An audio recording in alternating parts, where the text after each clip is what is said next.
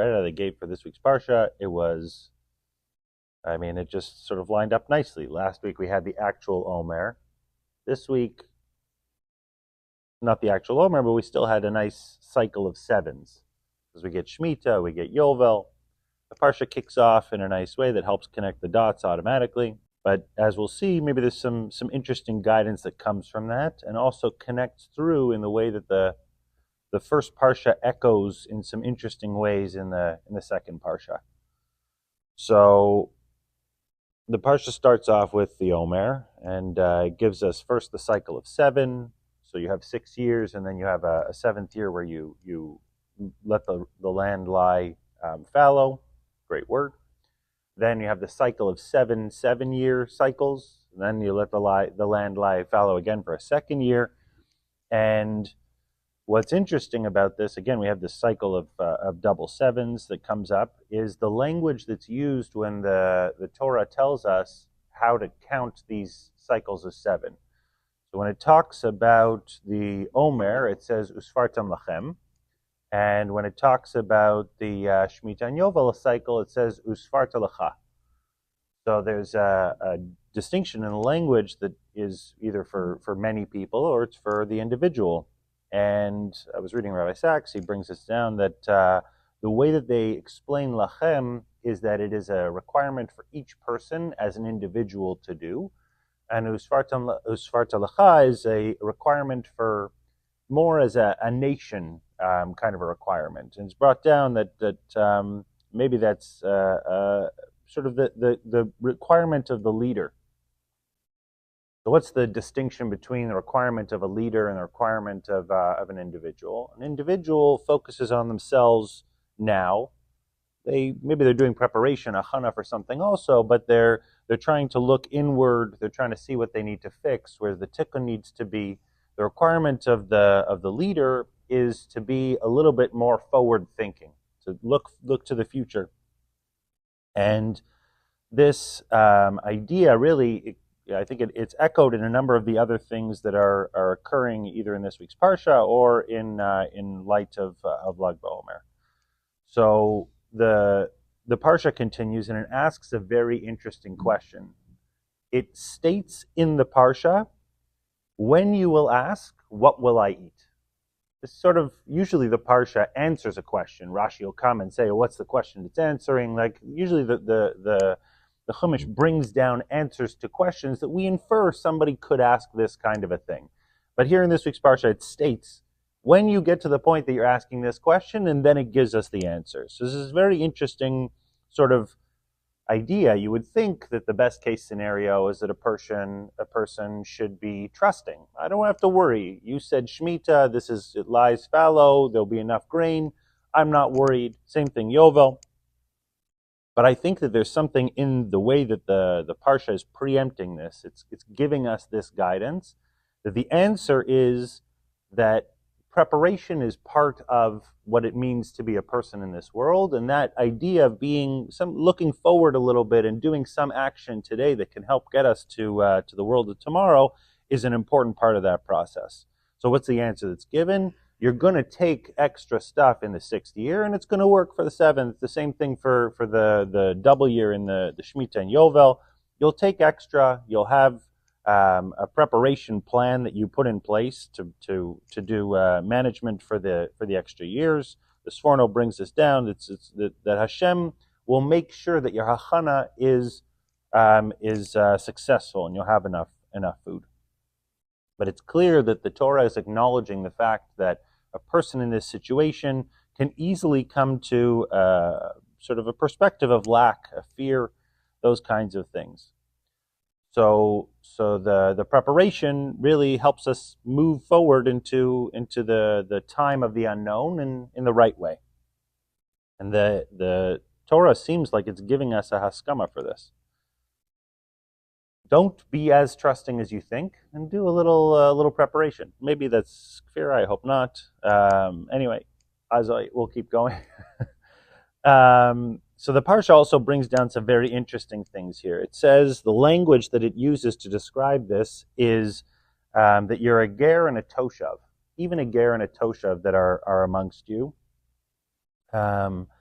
And it brings us down in two different places. One is to help make sure that you prevent poverty for people around you. And it's sort of striking because when you look in the Chumash, you look at the translation, it says it's a proselyte and a resident. And both of these are people that are not Jewish. So, you know, make sure that the people that live amongst you don't fall. There's an interesting lashon that it uses. It brings down achi, a brother. So this, we use this language in the shul a lot, but here maybe there's a distinction between achi and a ger and a toshav, but to include all of them in this bring up to make sure people don't fall. And the way that the language in the parsha is brought down, it brings it down in a way that it says, make sure that he doesn't fall too low. Like you want to catch him on the way down. He's not at the rock bottom yet. And I guess what's interesting about this is that how would you know where somebody's rock bottom is? I mean, if you talk to anybody in AA, Jacks, people find their rock bottom. They decide when something is enough in a way. But there's a sensitivity that we have to people around us to sense when they're in a struggle, and to jump in and do something for their people, for a person. I think what's interesting about this also is, and it's echoed later in the parsha also, in the Tochacha, is that there's always a place for salvation. There's always a place that we can bring somebody up, even on the way down, because it could be maybe more bottoms or more lower standards. And the way that I think we see this is in the Tochacha. Hashem says at the end of the whole Tochacha section, he says, "But don't worry, I still hold my covenant with you."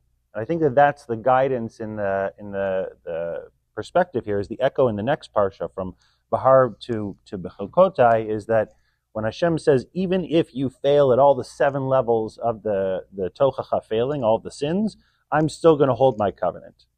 And that's maybe the interesting bridge between this parsha, the parsha of Bahar, which gives us Shemitah and Yovel and making sure that we look after our brothers and we keep people up and those kinds of things, to the second parsha of Bechukotai and the Tochacha there. So in this place we have, at the beginning, we have all the 7 punishments and the 7 curses.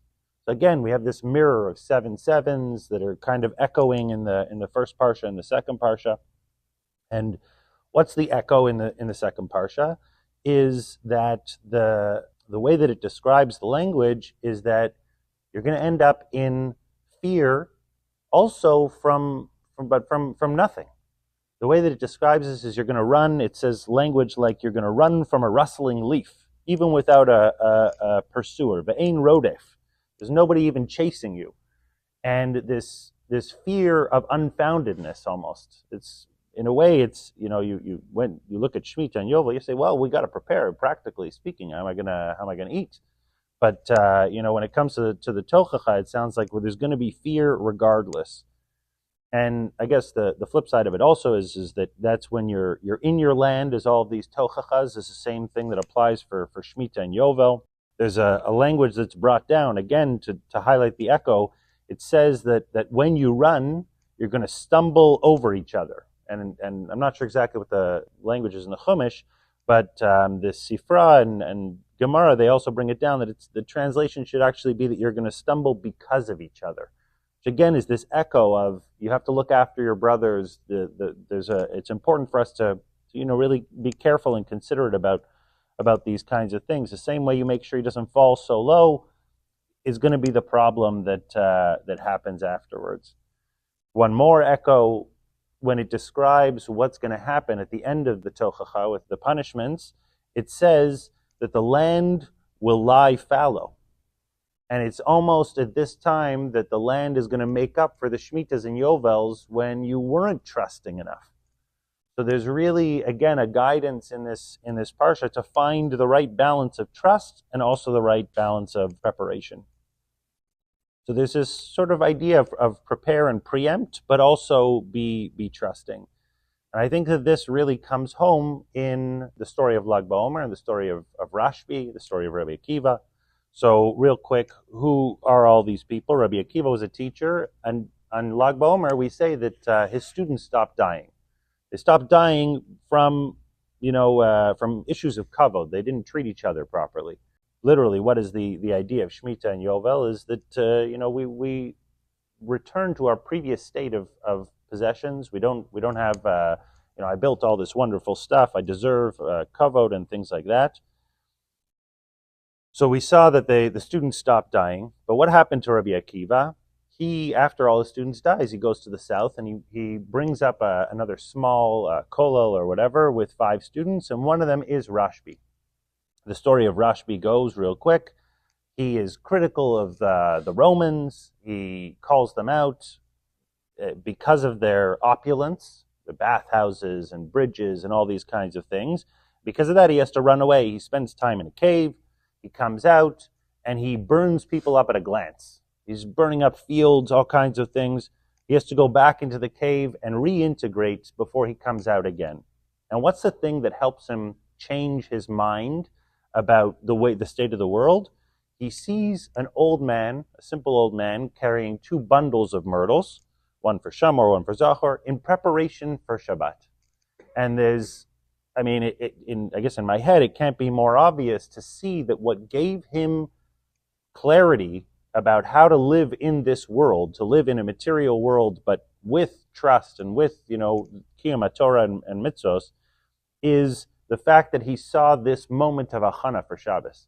This moment of, on the 6th day, starting to prepare and doing enough work in this world to have achana for Shabbos. That gave him the ability to be a real kli for the Ora Torah, to be a real kli for the light of the Torah. So I think the reminder of Lag BaOmer is that we find that right balance of trust and achana, finding some action. Like the rabbi said on Shabbos, you put 10 cents in a pushka, it helps guide us. It's already on our steps for Aliyah. And I've been struggling with that since he said it, because 10 cents, it's going to take me years before I can get a plane ticket. But it seems like in some way that if we have the right idea for hachana in some way, it actually puts us on the path, and we can really allow Hashem to bring the rest into to fruition for us.